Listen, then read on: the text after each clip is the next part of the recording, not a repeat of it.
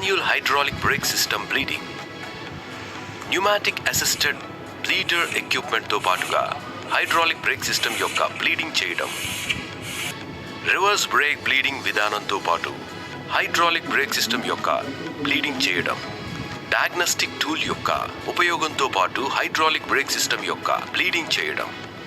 గుర్తుపెట్టుకోండి, ఈ రకమైన బ్లీడింగ్ కేవలం సెకండరీ సర్క్యూట్లోనే ఏబిఎస్ సిస్టమ్ ద్వారా మాడ్యులేటర్ పంప్ని నడిపి చేయబడుతుంది.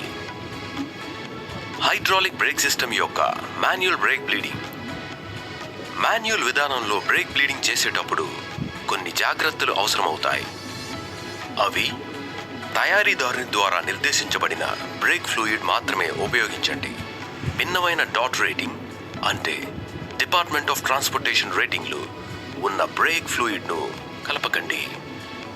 బ్రేక్ ఆయిల్ని ఎప్పుడూ కూడా బండి యొక్క పెయింట్ ఉన్న ఉపరితలాల మీద పడనివ్వకండి. అలా పడటం వల్ల బ్రేక్ ఫ్లూయిడ్ పెయింట్ ఉన్న ఉపరితలాన్ని పాడు చేస్తుంది. ఎప్పుడు సీల్ మూత ఉన్న డబ్బాలోని బ్రేక్ ఫ్లూయిడ్ని మాత్రమే ఉపయోగించండి. ఎందుకంటే బ్రేక్ ఫ్లూయిడ్ హైడ్రోస్కోపిక్ అంటే నీళ్ళని గ్రహించే లక్షణం ఉన్నది. దీని అర్థం ఏంటంటే అవి వాతావరణంలో తేమని పీల్చుకుంటాయి. ఈ మాటని విశేషంగా గుర్తుపెట్టుకోండి. బ్లీడింగ్ చేసేటప్పుడు రిజర్వాయర్లో బ్రేక్ ఆయిల్ యొక్క లెవెల్ను నిండుగా ఉండేటట్టు చూసుకోండి. ఇంకా బ్రేక్ ఆయిల్ లేక బ్రేక్ ఫ్లూయిడ్ వేసిన తరువాత వెంటనే క్యాప్ లేదా మూత మూసివేయండి. పాత బ్రేక్ ఆయిల్ను తిరిగి వాడటం అస్సలు చేయకండి. బ్రేక్ బ్లీడింగ్ కోసం వాడబడే స్పేర్ ఇంకా టూల్స్. పారదర్శకమైన పాత్ర అంటే ట్రాన్స్పరెంట్ కంటైనర్. ఎంతవరకు వీలైతే అంత గాజువి. సరిపడే పొడవు కల పారదర్శకమైన ప్లాస్టిక్ పైపు. బ్లీడర్ నిప్పుల్ పరిమాణం యొక్క రింగ్ స్పానర్. సరిపడా పరిమాణంలో బ్రేక్ ఫ్లూయిడ్. .4 of Castrol. ముందు ఇంకా వెనక చక్రం కోసం బ్రేక్ బ్లీడింగ్ చేయడం కోసం సిద్ధం చేయడం. బండిని సెంటర్ స్టాండ్ మీద పార్క్ చేయండి. బండిని శుభ్రమయ్యే విధంగా తుడవండి. ఎందుకంటే ఎటువంటి రకమైన దుమ్ము, మట్టి ఉన్న బ్రేక్ సిస్టమ్ పాడవడానికి కారణమవుతుంది. బ్రేక్ హోస్ పైప్ లేక బెంజో యూనియన్కి దగ్గరలో ఎలాంటిదైనా లీకేజ్ కోసం తనిఖీ చేయండి. ఒకవేళ లీకేజ్ ఉంటే అప్పుడు దెబ్బతిన్న పార్ట్ని మార్చండి. గుర్తుపెట్టుకోండి, బెంజో యూనియన్ ఎల్లప్పుడూ కొత్త కాపర్ వాషర్తో పాటు మార్చాలి. ఎప్పుడూ కూడా పాత కాపర్ వాషర్తో బెంజో యూనియన్ బోల్ట్ని బిగించకండి. అవసరమైనంత వరకు బ్రేక్ పెడల్ లేదా లీవర్ ఫ్రీ ప్లే కోసం తనిఖీ చేయండి. బ్రేక్ ప్యాడ్ యొక్క అరుగుదల కోసం తనిఖీ చేయండి.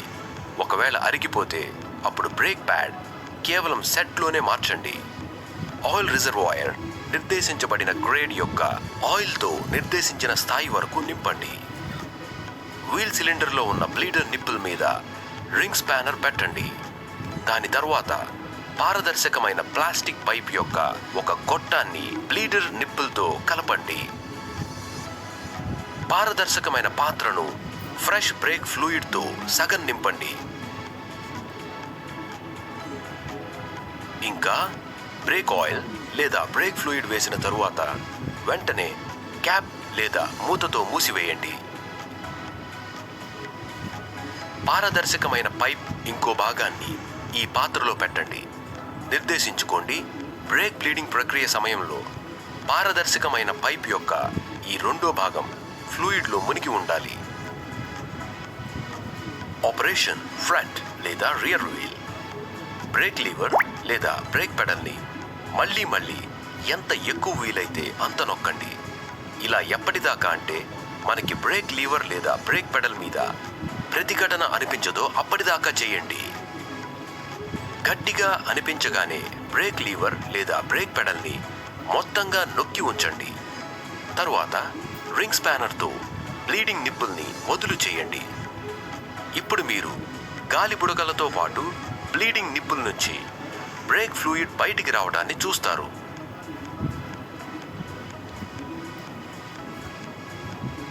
ఎప్పుడైతే బ్రేక్ ఫ్లూయిడ్ యొక్క ప్రవాహం ఆగిపోతుందో బ్లీడింగ్ నిప్పుల్ని నిర్దేశించిన రింగ్ స్పానర్తో బిగించండి. ఇంకా బ్రేక్ లీవర్ లేదా బ్రేక్ పెడల్ని వదలండి. పైన ఇవ్వబడిన 4 స్టెప్స్ యొక్క ప్రక్రియని మళ్ళీ తిరిగి చేయండి. ఎప్పటి వరకు అంటే బయటికి వచ్చే ఆయిల్ నుంచి గాలి బుడగలు రావటం ఆగిపోయేంత వరకు. దాని తరువాత బ్రేక్ లీవర్ లేదా బ్రేక్ పెడల్ని నొక్కి తనిఖీ చేయండి. ఒకవేళ దృఢమైన ప్రతిఘటన అనిపిస్తే అప్పుడు బ్రేక్ బ్లీడింగ్ ప్రక్రియ పూర్తి అయిపోయినట్టు. బ్రేక్ బ్లీడింగ్ ప్రక్రియ సమయంలో break fluid break master cylinder యొక్క రిజర్వాయర్ యొక్క కనీస స్థాయి కన్నా తక్కువ అవ్వకుండా జాగ్రత్త పడండి. బ్రేక్ మాస్టర్ సిలిండర్ రిజర్వాయర్ని ఎల్లప్పుడూ శుభ్రమైన ఇంకా కొత్త .4 బ్రేక్ ఆయిల్ ఫ్లూయిడ్తో నింపండి. పాత బ్రేక్ ఆయిల్ యొక్క వాడకం అస్సలు చేయకండి. తిరిగి బిగించడం. పారదర్శకమైన పైప్ ఇంకా రింగ్ స్పానర్ని బయటికి తీయండి. డస్ట్ క్యాప్ని తిరిగి పెట్టండి. ఇంకా బ్లీడింగ్ నిప్పుల్ నుండి కొంచెం కూడా లీకేజ్ లేదని నిర్ధారించుకోండి. రిజర్వాయర్ని నిర్దేశించిన స్థాయి దాకా నింపండి. ఇంకా డయాఫ్రమ్ ప్లేట్తో పాటు రిజర్వాయర్లో పెట్టండి. రిజర్వాయర్ క్యాప్ పెట్టండి. ఇంకా బ్రీతర్లో అద్దం యొక్క దిశ వాహనం నడిపే వారి వైపు ఉండాలి. బండిని నడిపి చూడండి. ఇంకా సరైన బ్రేకింగ్ అయినప్పుడు బండి కస్టమర్కి అప్పగించండి. న్యూమాటిక్ అసిస్టెడ్ ఎక్విప్మెంట్ నుండి హైడ్రాలిక్ బ్రేక్ సిస్టమ్ని బ్లీడింగ్ చేయడం. బ్రేక్ బ్లీడింగ్ సమయంలో జాగ్రత్తలు పాటించండి. టూల్ ఇంకా స్పేర్ యొక్క ఆవశ్యకత. Pneumatic assisted hydraulic break bleeding system యొక్క అవసరం ఉంది. ఇంకా హై ప్రెషర్ న్యూమాటిక్ కనెక్షన్ యొక్క అవసరం ఉంది. రింగ్ స్పానర్ ఏదైతే బ్లీడర్ నిప్పుల్ సైజ్ది ఉందో దాని అవసరం అవుతుంది. ఇంకా సరిపడే పరిమాణంలో బ్రేక్ ఫ్లూయిడ్ యొక్క అవసరం ఉంటుంది.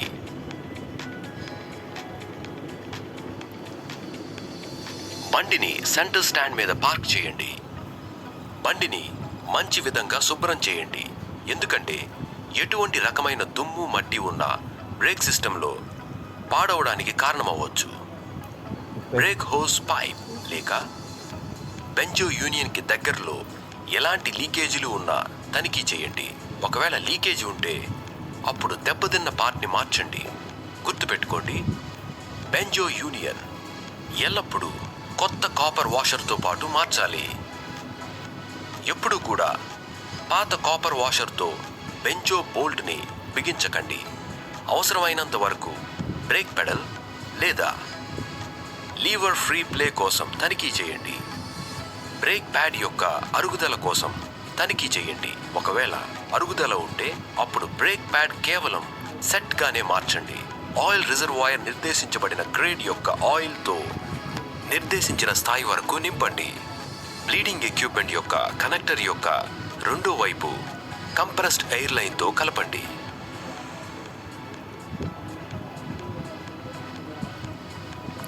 వీల్ సిలిండర్లో ఉన్న బ్లీడర్ నిప్పుల్ మీద రింగ్ స్పానర్ పెట్టండి. దాని తరువాత ఎక్విప్మెంట్ యొక్క పారదర్శకమైన ప్లాస్టిక్ పైప్ను బ్లీడింగ్ నిప్పుల్తో కలపండి. ముందు ఇంకా వెనక వీల్ బ్లీడింగ్ యొక్క ప్రక్రియ. ఇప్పుడు తగిన స్పానర్ని ఉపయోగించి బ్లీడింగ్ నిప్పుల్ని తెరవండి. ఇంకా దాంతోపాటే బ్లీడింగ్ ఉపకరణం యొక్క లీవర్ని కొన్ని సెకండ్ల పాటు నొక్కండి. ఇంకా చూడండి, బ్లీడింగ్ నిప్పుల్ నుంచి బ్రేక్ ఫ్లూయిడ్ బ్లీడింగ్ ఉపకరణం యొక్క పాత్రలోకి వస్తుంది. ఒకవేళ మీరు చూసినట్టయితే బ్రేక్ ఫ్లూయిడ్తో పాటుగా గాలి బుడగలు కూడా వస్తున్నాయి. అప్పుడు పైన ప్రక్రియని చూస్తూ ఉండండి. దీంతో పాటే ఆయిల్ రిజర్వాయర్ని నిర్దేశించిన గుర్తు దాకా నింపండి. ఇంకా బ్లీడింగ్ నిప్పుల్ని తగిన స్పానర్ సహాయంతో మూసివేయండి. బ్రేక్ లీవర్ లేదా బ్రేక్ పెడల్ని నొక్కి తనిఖీ చేయండి. ఒకవేళ దృఢమైన ప్రతిఘటన అనిపిస్తే అప్పుడు బ్రేక్ బ్లీడింగ్ ప్రక్రియ పూర్తి అయినట్టే. తిరిగి కలపడం. బ్లీడర్ నిప్పుల్ నుండి పారదర్శకమైన పైప్ మరియు రింగ్ స్పానర్ని బయటకు తీయండి. ఇంకా గాలి యొక్క కనెక్షన్ తీసివేయండి. డస్ట్ క్యాప్ని తిరిగి పెట్టండి. ఇంకా నిర్దేశించుకోండి, బ్లీడింగ్ నిప్పుల నుండి ఏదీ కూడా కారట్లేదని రిజర్వాయర్ని నిర్దేశించిన స్థాయి దాకా నింపండి. ఇంకా డయాఫ్రమ్ ప్లేట్తో పాటు రిజర్వాయర్లో పెట్టండి. రిజర్వాయర్ క్యాప్ తిరిగి పెట్టండి మరియు బ్రీతర్లో అద్దం యొక్క దిశ వాహనం నడిపే వారి వైపు ఉందని నిర్ధారించుకోండి. బండిని నడిపి చూడండి. ఇంకా బ్రేకింగ్ సరిగ్గా ఉందని నిర్ధారించుకున్న తర్వాత బండిని కస్టమర్కి అప్పగించండి. రివర్స్ బ్రేక్ బ్లీడింగ్ ద్వారా హైడ్రాలిక్ బ్రేక్ సిస్టమ్ యొక్క బ్లీడింగ్. సిస్టమ్ నుంచి బ్లీడింగ్ సమయంలో తీసుకోవాల్సిన జాగ్రత్తలు. తయారీదారుని ద్వారా నిర్దేశించబడిన బ్రేక్ ఫ్లూయిడ్ని మాత్రమే ఉపయోగించండి. భిన్నమైన డాట్ రేటింగ్ ఉన్న బ్రేక్ ఫ్లూయిడ్ను కలపకండి. బ్రేక్ ఆయిల్ని ఎప్పుడూ కూడా బండి యొక్క పెయింట్ ఉన్న ఉపరితలం మీద పడనివ్వకండి. అలా అవ్వడం వల్ల బ్రేక్ ఫ్లూయిడ్ పెయింట్ ఉన్న ఉపరితలాన్ని పాడు చేస్తుంది. ఎల్లప్పుడూ సీల్ ఉన్న డబ్బాలోని బ్రేక్ ఫ్లూయిడ్ని మాత్రమే ఉపయోగించండి. ఎందుకంటే బ్రేక్ ఫ్లూయిడ్ హైగ్రోస్కోపిక్గా ఉంటాయి. దాని అర్థం ఏంటంటే అవి వాతావరణంలో తేమని పీల్చుకుంటాయి. ఈ మాటని విశేషంగా గుర్తుపెట్టుకోండి. బ్లీడింగ్ చేసేటప్పుడు రిజర్వాయర్లో బ్రేక్ ఆయిల్ని తగిన లెవెల్ వరకు ఉంచండి. ఇంకా బ్రేక్ ఆయిల్ లేక బ్రేక్ ఫ్లూయిడ్ వేసిన తరువాత వెంటనే క్యాప్ మూసివేయండి. పాత బ్రేక్ ఆయిల్ను వాడటం అస్సలు చేయకండి. టూల్ ఇంకా స్పేర్ యొక్క అవసరం. ఒక పెద్ద సైజ్ సిరంజి యొక్క అవసరం ఉంటుంది.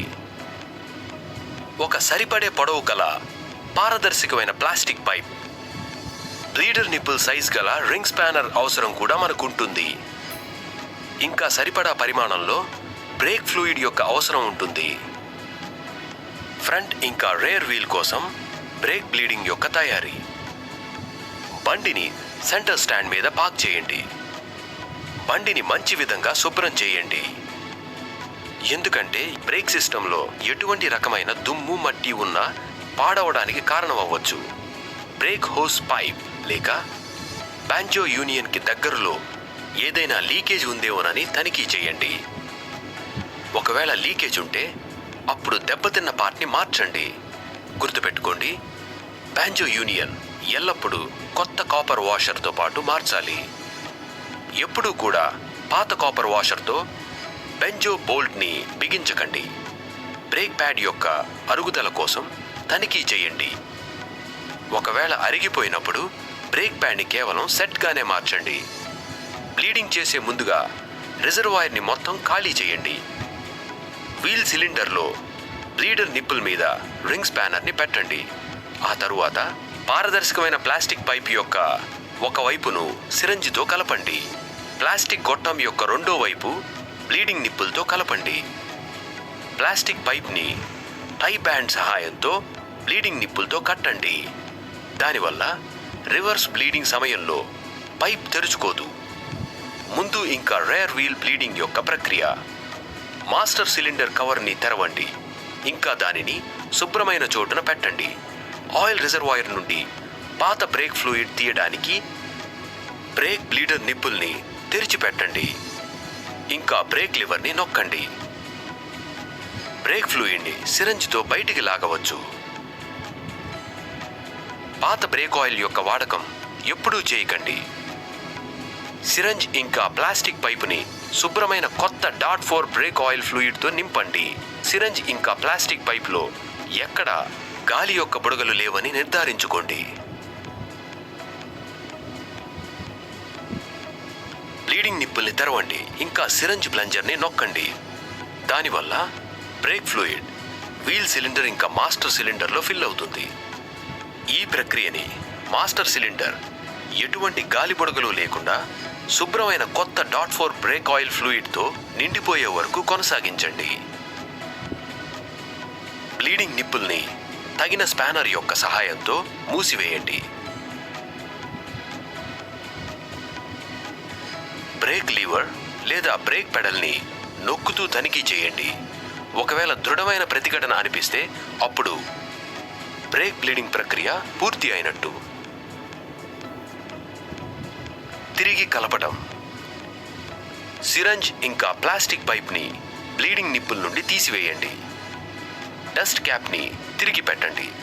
ఇంకా నిర్ధారించుకోండి బ్లీడింగ్ నిప్పుల నుండి ఏదీ కూడా కారట్లేదని. రిజర్వాయర్ యొక్క డయాఫ్రమ్ ప్లేట్తో డయాఫ్రమ్ని రీఫిట్ చేయండి. రిజర్వాయర్ క్యాప్ తిరిగి పెట్టండి. ఇంకా బ్రీతర్లో అద్దం యొక్క దిశ వాహనం నడిపే వారి వైపు ఉందని నిర్ధారించుకోండి. బండి నడిపి చూడండి. ఇంకా సరైన బ్రేకింగ్ అయినప్పుడు బండిని కస్టమర్కి అప్పగించండి. ఏబిఎస్ కోసం హైడ్రాలిక్ బ్రేక్ బ్లీడింగ్ మీకు అర్థం కావడానికి మాడ్యులేటర్ లైన్ డయాగ్రామ్ చూడండి. ఒకవేళ వాహనంలో డ్యూయల్ ఛానల్ ఏబిఎస్ ఉంటే అప్పుడు మాడ్యులేటర్ లోపల 2 ఛానల్స్ ఉంటాయి. ఇంకా ఒకవేళ వాహనంలో సింగిల్ ఛానల్ ఏబిఎస్ ఉంటే అప్పుడు మాడ్యులేటర్ లోపల కేవలం 1 ఛానల్ ఉంటుంది. ఈ 1 ఛానల్ ఫ్రంట్ వీల్ కోసం అయి ఉండొచ్చు, లేక వెనక ఉన్న చక్రం కోసం అయి ఉండొచ్చు. సింగిల్ ఛానల్లో 2 సర్క్యూట్లుంటాయి. ఒకటి ప్రైమరీ సర్క్యూట్, ఇంకా రెండవది సెకండరీ సర్క్యూట్. ప్రైమరీ సర్క్యూట్ నుండి గాలి మాన్యువల్ బ్లీడింగ్ ద్వారా తీయవచ్చు. సెకండరీ సర్క్యూట్ నుండి గాలిని తీయడానికి మనం మోటార్ ఇంకా వాల్వ్ను నడపాల్సిన అవసరం ఉంటుంది. ఇంకా ఇలా చేయడానికి మనకి తయారీదారుని ద్వారా నిర్దేశించబడ్డ విశేషమైన ఉపకరణాల యొక్క అవసరం ఉండవచ్చు. ఒకవేళ మన దగ్గర స్పెషల్ టూల్స్ లేక స్కానర్ లేకపోతే అప్పుడు బండిని గంటకి 5 కిలోమీటర్ల కన్నా ఎక్కువ వేగంతో కొన్ని కిలోమీటర్లు నడిపి ఇంకా పలుసార్లు బ్రేక్ కొట్టండి. ఈ విధంగా మోటార్ మరియు వాల్వ్ పనిచేయటం మొదలు పెడతాయి. ఇంకా సెకండరీ సర్క్యూట్ నుండి గాలి బయటికి వస్తుంది.